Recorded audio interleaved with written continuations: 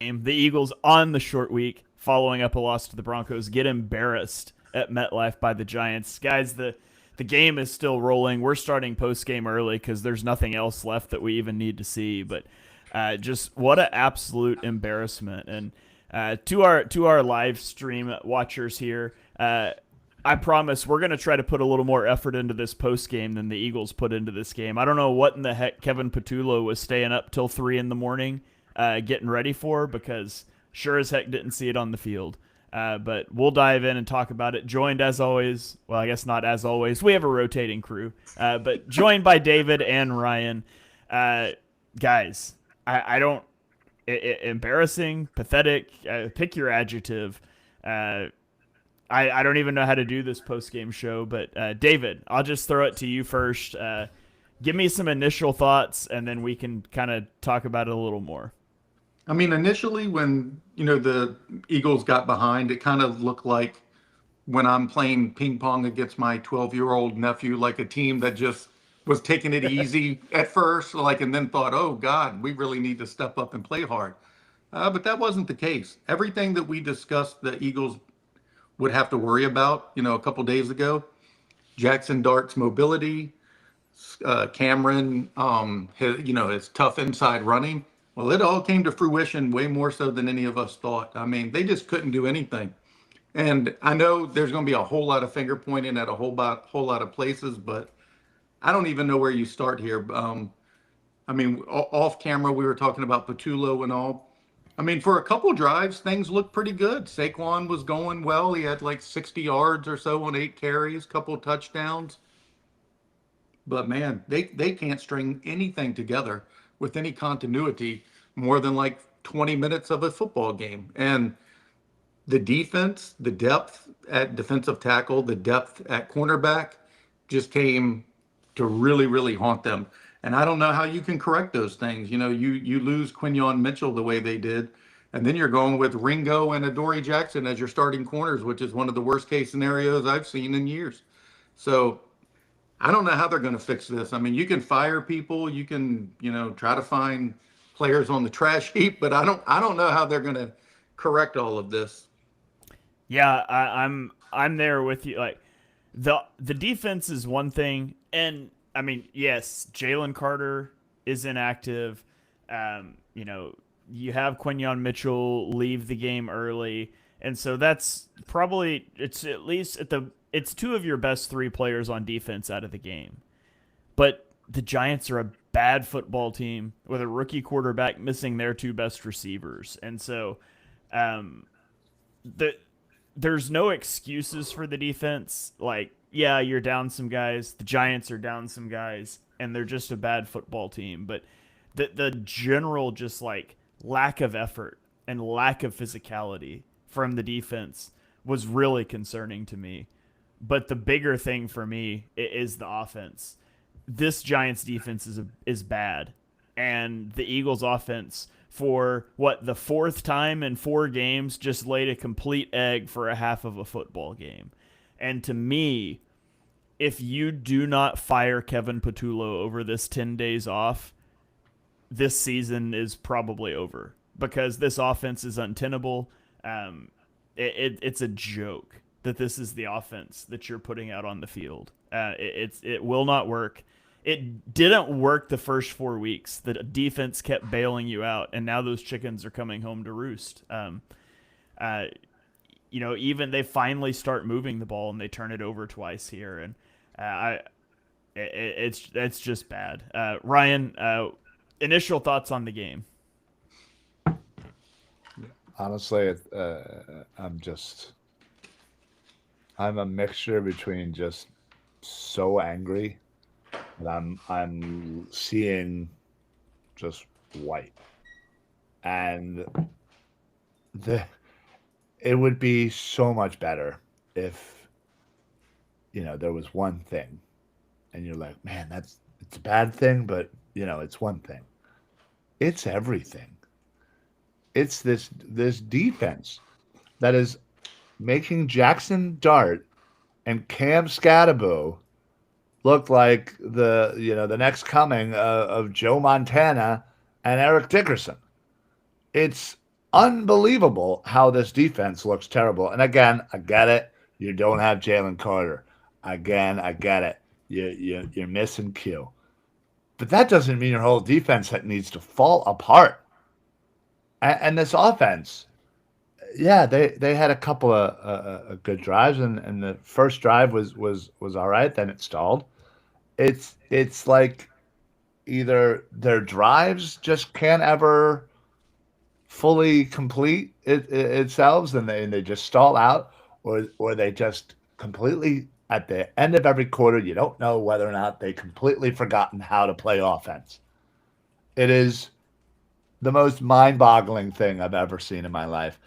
And don't I'm not even going to get started on the special teams.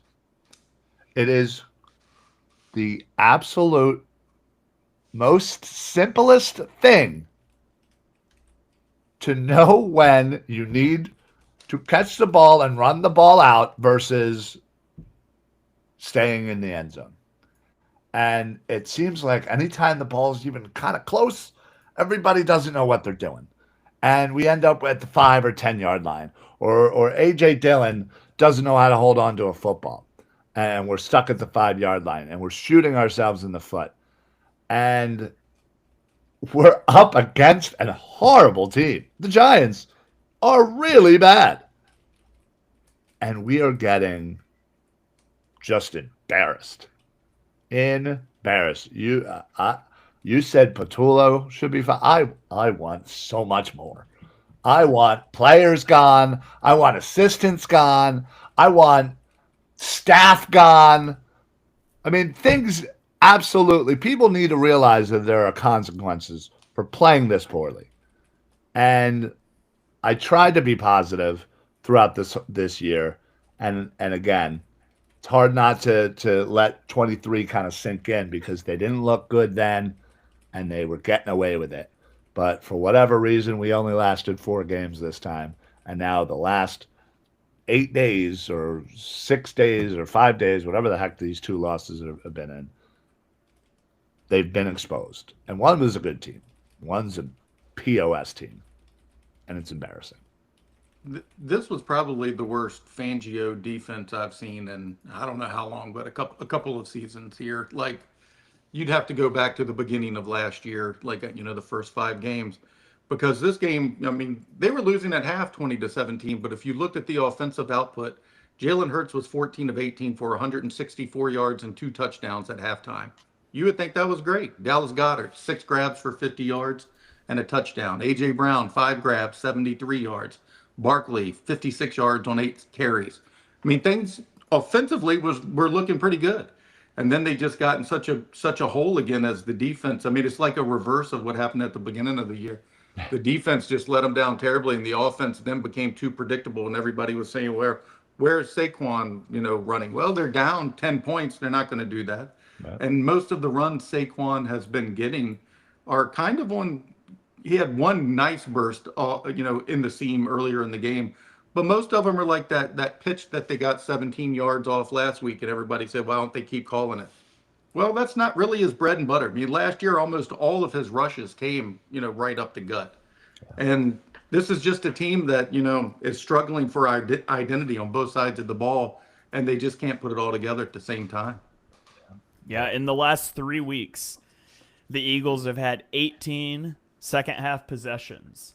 They have averaged 15 yards per drive, which is greatly bolstered by 2 garbage time drives in this game that both ended in turnovers and the 74-yard touchdown last week. But 15 yards per drive, two touchdowns out of 18 drives. 18 second half drives that have resulted in 2 scores and 2 interceptions. They should have lost 3 in a row, really. They should have lost the Rams game. I mean, if it wasn't for Jordan Davis's hand, that game was an L too. Honestly, you could say that about every game. They could have lost the Dallas game if CD knew how to catch. Like he dropped a few balls that easily should have been. Travis Kelce dropped a touchdown that turned into a pick in a 1-score game. You blocked a punt for a touchdown against the Buccaneers. Like the Eagles the Eagles, and again, football does not work this way. You could do it with the Chiefs 11-0 thing last year. Yep. Every one-score game comes down to plays. But you have to admit, like, a ball going off of Kelsey's hands, a ball going off of Lamb's hands, those are pretty fluke plays from good players. Yeah. Blocked punts and field goals are a special kind of fluke. And so the Eagles could very easily be 0-6, and they're not. And so the season still has life. But there's got to be a hard look in the mirror this week. And I promise this isn't coping. I said this in our Patreon Discord because they were talking about a get right game, and I said my worst fear for this game is that the Eagles will come in against the Giants, who are a bad football team, and just play a ton of cover one man and light them up offensively and trick themselves into thinking everything is fixed. I would rather them get embarrassed and lose than do that. Here we are. And maybe they'll take that look in the mirror, but a lot has to change for this football team, and it's going to have to change fast. And for a guy that is a culture guy, and Nick Sirianni, he's the CEO head coach who makes terrible game management decisions like punting on 4th and 2 when the analytical models say strongly you should be going for it here, only to go for it on 4th and 4 from your own 8 when the game's over, but that doesn't really matter. For the CEO coach who is a culture guy and a game management guy that sucks at game management, and you sit here and look at it and you say, okay, in 2013, the entire season went off the rails and you couldn't fix it. And in 2014, you make a run to the Super Bowl and you win it, and that's awesome. You're a legend. But in 2015, we have had guys jogging out routes since week 2. We've got Jihad Campbell pulling up at the first down marker instead of lighting up Jackson Dart and giving up a first down. You've got Adoree Jackson just not even trying to tackle Cam Scadaboo at the goal line. You have instance after instance after instance of players not putting forth effort, and there being no correction, there being no consequences, there being nobody getting called out. The next 10 days are really important for Sirianni because it's easy to have a good culture when you're winning 16 games and going to the Super Bowl. But the season after both Super Bowl appearances, one of them went completely off the rails. And this one is headed in that exact same direction. And so if Sirianni is a culture guy, he has to pull this team together. And if he can't do it, then he's not a culture guy. And so why is he here? And I'm not saying that they should fire Nick Sirianni, but I'm saying that this is the moment that he is here for, is to manage difficult situations like this. And he failed at it horribly in 2023. It's time to see what he can come up with in 2025, because that's what this team is relying on. Yeah. I worry more so about the trickle-down effect of players. And, again, you talk about this culture. Well, yeah, we may be 4-2, but we have right now, it feels like the culture of an 0-6 team that's being embarrassed every week. And for the offense, it kind of is, because they feel embarrassed every week because of the way they've been playing. And I worry about the AJ Browns of the world and this, this disconnect or whatever, or the media's, whole thing with him and Hurts. This has a scarily easily way of getting out of hand, and any chance that Sirianni has of trying to rally this team together could easily be broken by one or two players just completely signing off and just being like, F this. Yeah. So I don't know where you go. I don't know where you go from there. I don't know how you fix this, because it's I've never seen such a team with talent, and a team that has literally just won a Super Bowl because of that talent fall off so hard and just look so clueless and look so lost, and on all three phases of the game. In fact, your MVP Might be the damn punter right now. Dude's booting it. That's all you can really say. Elliott's been doing pretty good too. So that one punt was really good, by the way. Makes the guy go out of bounds. That was a great punt. Yeah, it was perfect. The next 10 days are like the week 5 moment of 2024. They're going to have to make stark changes. Unfortunately, they don't have a Cooper DeJean sitting on the sideline who hasn't been on the field, who's going to suddenly pop on there and change everything. Kobe Dean. Yeah. Yeah.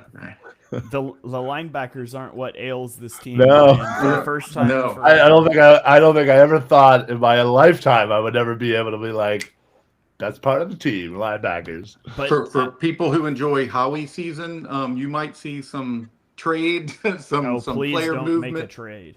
Oh, I can't imagine he doesn't. I would almost bet a lot of money that It's you're hard to to imagine a Howie Roseman in-season trade working out based on the last decade of history. Can't argue with that.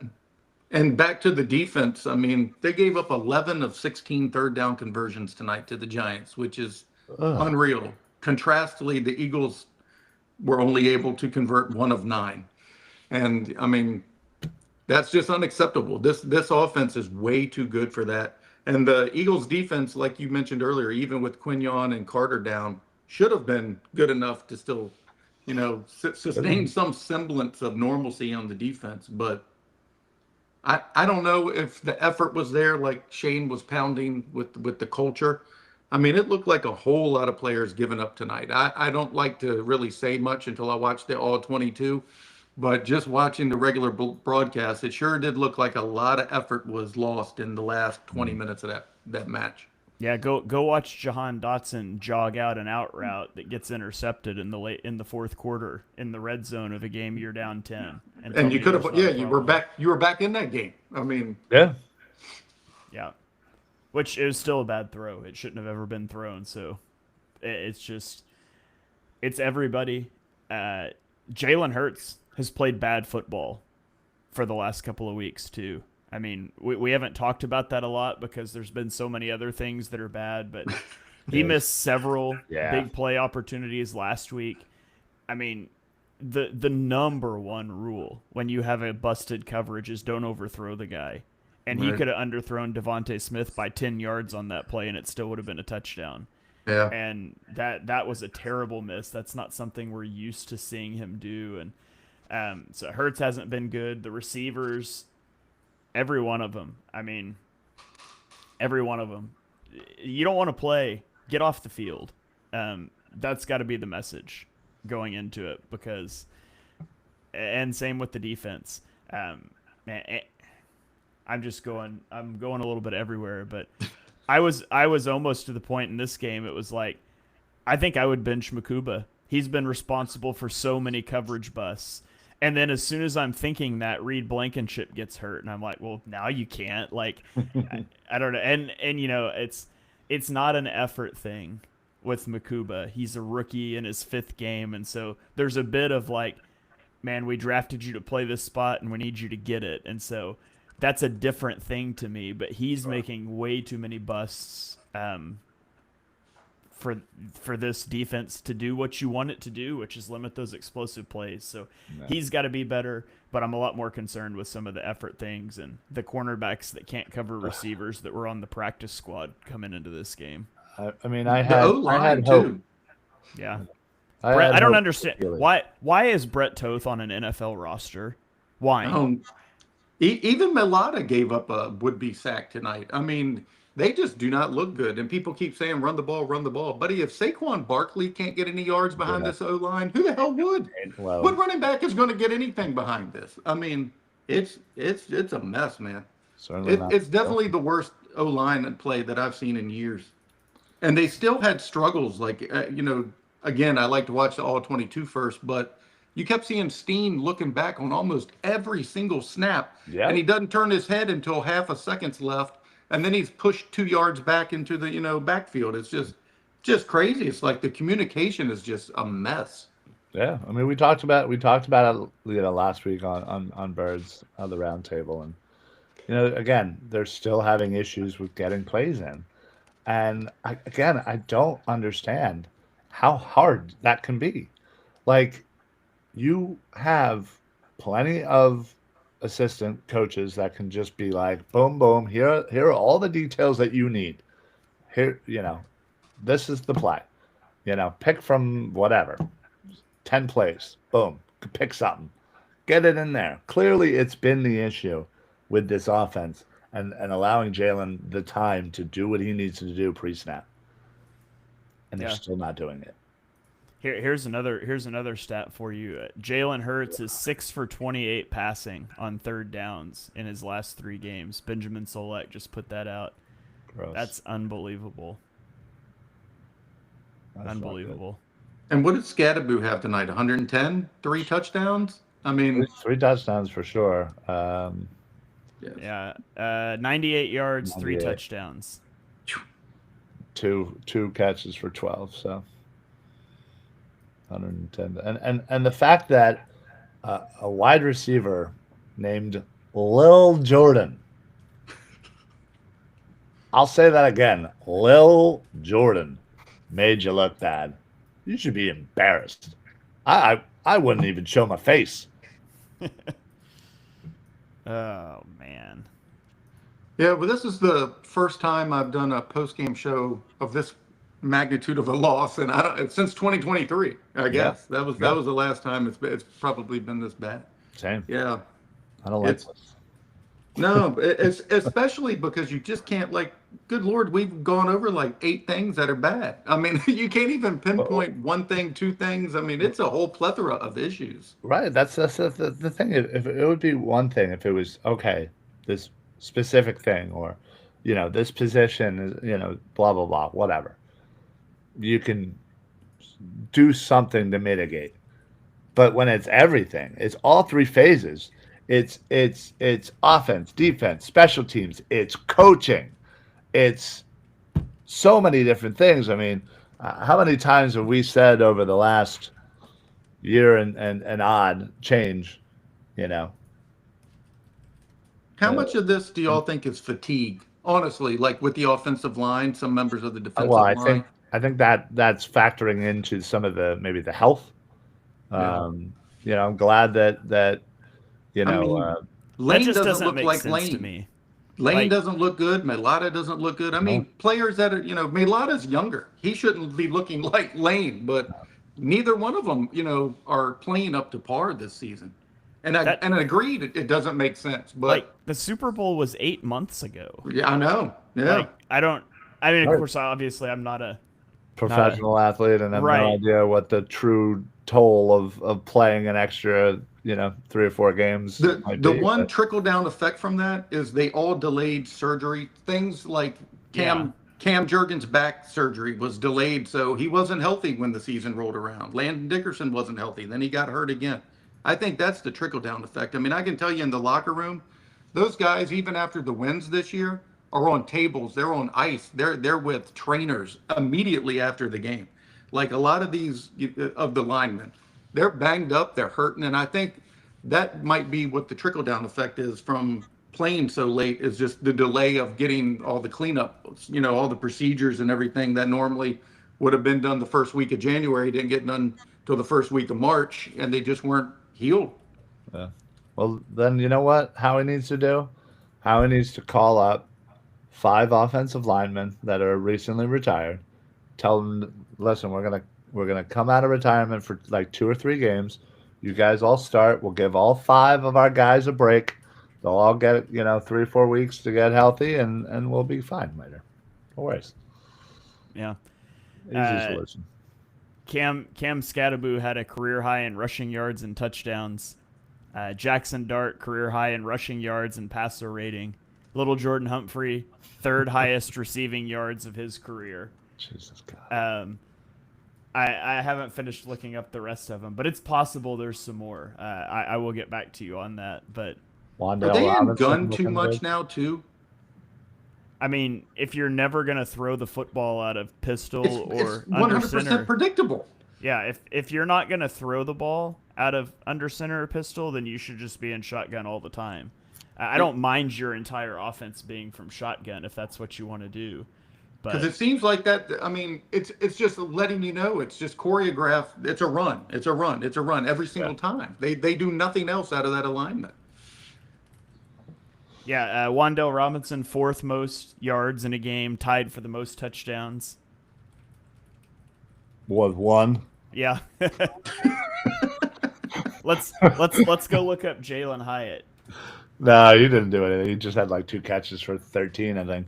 He had 17 yards, but that might very well be his career high too. Yeah, I don't think he's No, done much. he definitely had a game like 2 years ago when. Oh he was, yeah, he did. He had that 100-yard game. yeah. Okay, never mind. But getting back to this defense, it's like I was starting to feel all right about Keeley being like, all right, you know what? He wasn't great, but he wasn't bad. He wasn't the one that was beating you. And him and Q, all right, that'll be fine. Like we could manage that. Right back to square one of damn it, CB2 is a problem again. Yeah, we miss Isaiah Rodgers quite a bit. Yeah. Yeah, it's too bad we had a really good CB2 and a really good backup for that position in the building last year and let them both out the door. Yes. And one of them signed for nothing, and we get to play him next week. Yeah. I mean, truthfully, even on the O line, what did Becton end up signing for? 20 million? I mean, it was like a 2 or 3 year deal. It wasn't something huge. Isaiah Rodgers was like a 15 to 20. But Becton wasn't very high dollar either. Becton was 2 years, 20 20. million, and Rodgers wasn't even that. No, it was it's like it was like 2 2 years, years. 8 million. 2 years, 15. It looks like. Yeah, so 215 and 220. A year, but yeah, 15. No. 2 years 11. 2 years 11. No. Even worse. Yeah. Yeah. Yeah, even worse. I was gonna say that first one that pulled up. I was like, I don't think it was that high. It So was 2 years basically, 11. for about 16, 17 million, you could have these guys on your team, and a lot of your problems would be relieved. Yeah, I didn't mind letting Becton go, but letting Rodgers out of the building was insane. Yeah, well, So I never really trusted Steen. yeah. The Vikings next week. I mean, what do you do? Like, I mean, obviously they're not in a good place quarterback wise. Pray to God that Q is okay to be able to play, because if he's not playing, you're going to have Keeley and Adoree going up against Justin Jefferson and Jordan Addison. It's going to be 100-0 by halftime. Yeah, when I think ahead to the Brian Flores defense that puts guys on the line and bails them off, and Justin Jefferson and Jordan Addison, it doesn't feel very good. And so, at least it's a home game. At least it's 10 days that they can rest up. Wait, it's not a home game. Oh, is it not a home game? Mm-hmm. Okay. I was like, wait a minute, Minnesota ain't on. Okay, never mind. Well, still, at least it's not MetLife. You get 10 turf, days. And Yeah. you get 10 days. And so maybe they can find a new offensive coordinator by then and get their defense healthy. For the Fire the Patullo crowd, which Shane is on the bandwagon with I mean, when you have a head coach who doesn't call plays, was shown to be inept at calling plays. I think we talked about it for a brief moment on Birds this week of the roundtable, but Yeah. where are you going at this point? I mean, one of the reasons these in-house guys get promoted after they win a Super Bowl or go to a Super Bowl in 18, 23, and 25 is because there just wasn't anybody else there. Yeah. And the continuity with Jalen Hurts, I mean, he's worked with Patullo for at least 4 years. This is the 5th year, I think, he's worked with him in some capacity. Yeah. And it seems like they've never met. Yeah, it does. And I mean, it's like the only time they've won is when they've had a grown-up, so to speak, in the room who had nothing to do with Nick. And maybe, Nick didn't have the autonomy to pick after 2021 or after 2023. And maybe the capital he gained in winning the Super Bowl, maybe he shouldn't have had the autonomy to go with who he wanted to in this one either, because it's too cyclical that this happens every single time coming off a Super Bowl. the last 3 times. So it's an issue. But who do you go to from here? Because who are you going to bring in? I mean, and if Nick can't do it, what in the world do you do? I mean, it's his scheme first and foremost. Some of the Right. play calling, the sequencing, I get all that. It is off, but his Just scheme isn't effective right now either. just promote the QB coach, and then you can figure out the rest of the year if you're firing him this offseason too or not. That's basically their only choice. I mean, is there anybody that's out there? I You mean, know, outside of the Doug Peterson and Frank Reich of the world? Yeah, yeah, I don't know. I don't know. But that's where the problems lie. I think they're deep rooted issues. You know who else doesn't know? The Philadelphia Eagles, because they didn't even bother to interview an offensive coordinator last offseason. No, they let him have his player come in just like they did with Peterson after he won the Super Bowl, which was Mike Groh, which was a disaster. And it's like it's the same story we've all seen before. How many awful offensive coordinators are we going to be subjected to in our lifetime? I'm going to ask a stupid, tongue-in-cheek question that's fully joking, but somebody's going to clip the context out and put it on Twitter and blast me anyways. Should the Eagles just, instead of signing a Super Bowl winning head coach to a contract extension, should they just fire them a week after the Super Bowl? Like, do the parade, build the statue, and then just fire him and go get somebody else? I like it. It's been effective. Yeah. Oh, man. Fire Chip Kelly in 2 years, win a Super Bowl. I mean, fire Peterson within a couple years, go to a Super Bowl, 3rd year, win a Super Bowl. Yeah, I mean, it's kind of worked out. Keeping them after they win the Super Bowl, that doesn't seem to be going so well. No, that's been the issue. Yeah. Well, at least we can laugh about something. Yeah. I don't know, dude. I'm in it deep. I mean, you add the Phillies to this and the way they just lost. I couldn't even believe that. When I changed the channel, I saw that live.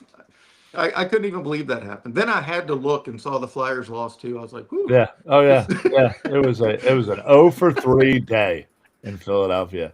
Combine that with last weekend where we lost on Friday for the Phillies, lost on Saturday for the Phillies, Sunday for the Eagles, Monday for the Phillies again. On the bright side, the Phillies have to refund me like $550 for those tickets I had purchased for Saturday night's Game 5. So there you go. yeah, at least I can go out to dinner this weekend though. Hey, there you go. beautiful. Go get yourself a nice steak dinner and do it on Sunday night, and you can watch a good football game. Maybe I don't even know who plays Sunday night, but yeah, well, it's got to be better than the crap we just witnessed. Yeah. Oh well, we're sure as heck not doing player of the games for this one. Scatterboo is my player of right? Yeah, I'm trying to think of an Eagle that played a good game. Dallas Goedert, Yeah, 110 yards and a touchdown on the bench for my fantasy He did team. play a decent game. But, yeah. I'm pretty sure I said Dallas Goedert somewhere on some show would have a good game. Yeah. Just to think, 3 days ago we were talking about, hey, this is going to be a nice 3-0 run here. We'll probably be, 7-1 at the break. Right? Yeah, we were like, we get the Giants twice. Yeah, now we're like, oh my god, we got to play them again in 2 weeks. Oh my goodness. I did an AMA on Twitter a couple weeks ago, and no, maybe it was just after. No, it was just after the Broncos game. It was this week, I think. And, so 2 days ago. Yeah, and somebody asked like what our record was going to be at the end of the season. No, it was before the Broncos. It was game. Q, wasn't it? I don't remember. Yeah, because he asked me the same thing on Football Smack Talk show, and I laughed. I was like, 2-0, obviously. Didn't even think about it. Now, who knows? Yeah, he asked me what the Eagles' record would be, and it was before the Broncos game because I said if they could get through the Broncos, they probably had a good chance of getting to the bye 8-0. But then I said that then I had them down losing after the bye 3 games in a row to Green Bay, Detroit, and Dallas, and people were like, the Eagles are never going to lose 3 games in a row.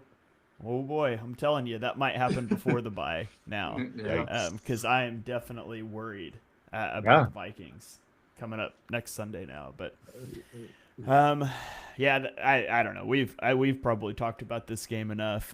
No player of the games. Everybody stunk. Braden Mann, Dallas Goedert, Jake Elliott hit a field goal. There's our players at the There game. you go. There you David, you got any final thoughts you want to throw out there before we get out of here? No, don't you do 3 words? I was trying Oh, to think of 3 words. I forgot to tweet that out, but we can do it. I don't know. This But, effing sucks. if I can say what ya as one word, believe Yeah, what you see. Yeah, that's Believe what you that's 3 words. You can make any words sound like other words if you try hard enough. David, just say film, don't lie. Yeah, there you go. Yeah. Fix Yeah, special it's depressing. teams. Now I gotta somehow go to sleep. This is terrible. Right? Yeah, I am fully depressed. Is that your 3 words, Ryan? You're right. It is. I'm I'm fully depressed. It is. I am laughing away the tears. That's all I can do. Oh man. I am gonna hate sleep. Me some good sleep tonight. I think I can confidently say next Tuesday night I shall end my streak of continual Eagle victory predictions. I think that's coming to an end. I think I was. It's funny. I was literally thinking the same thing. I was like, I might have to. They are gonna announce that they're demoting Kevin Patullo Monday morning, and it's gonna change your mind. Yeah, well, unless Jesus himself has taken over as OC, I don't know who else you think is going to be doing better. Me. Call me. Listen, why don't we just do that? Let's start the hashtag. Hire Shane, and we'll blow Shane it up. Half Eagle OC. We should just keep new it Eagle trending. OC Shane. Yes, Oh, it'll trend. Yeah, we'll get this rolling. Just all we ask, humbly, is just put us on the payroll, somewhere. Yeah. I don't know. I don't know if I want. I don't know if you want to join the sinking ship, but Ryan, any final thoughts before we get out of here? I just like free swag, so yeah. This is just abysmal. Yeah, and probably about 100 other words. Shane, you said something pre-show. I gotta tell you, I think I've done a fantastic job.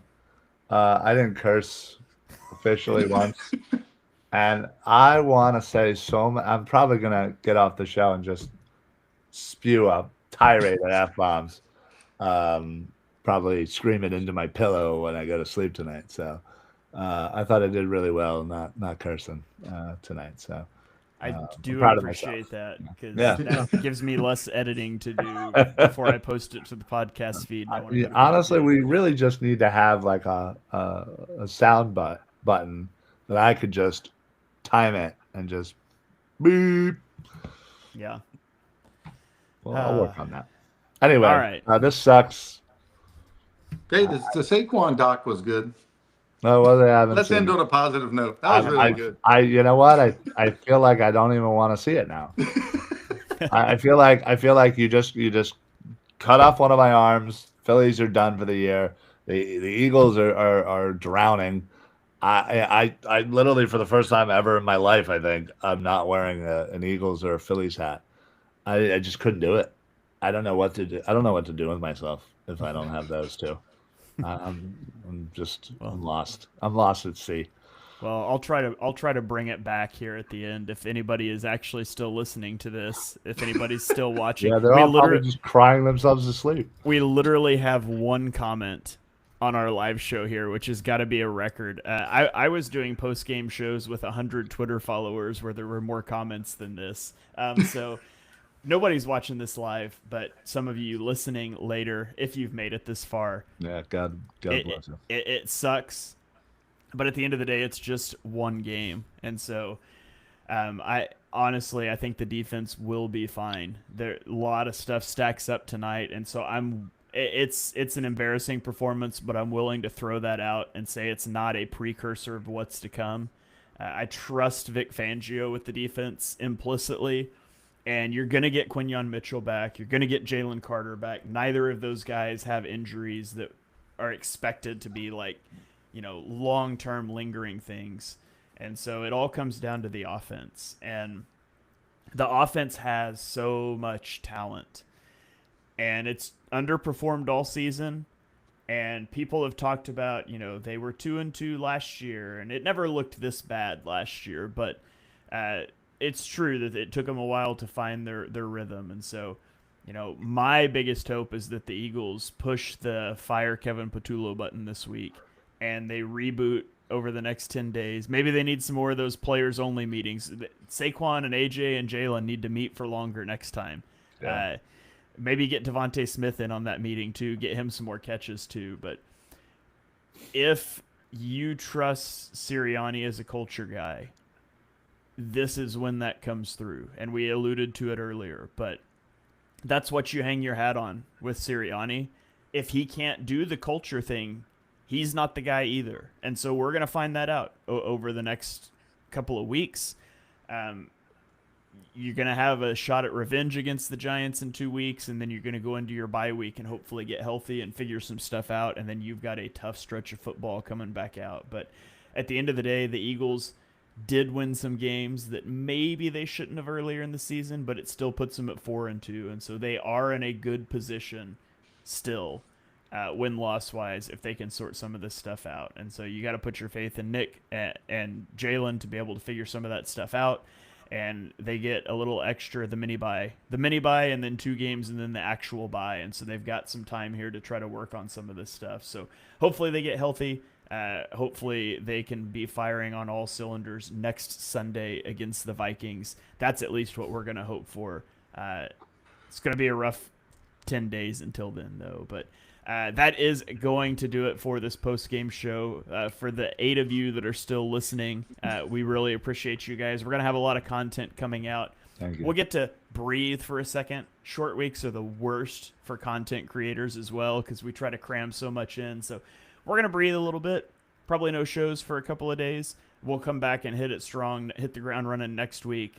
Johnny and I will have our film show up talking about, all the things you can't see on the broadcast, and we'll try to diagnose some of what's going on and what the Eagles could be working on to fix. We'll hang out on Birds of the Round Table, all the other shows next week, and we'll get you prepped for a hopeful bounce-back game against the Carson Wentz-led Minnesota Vikings.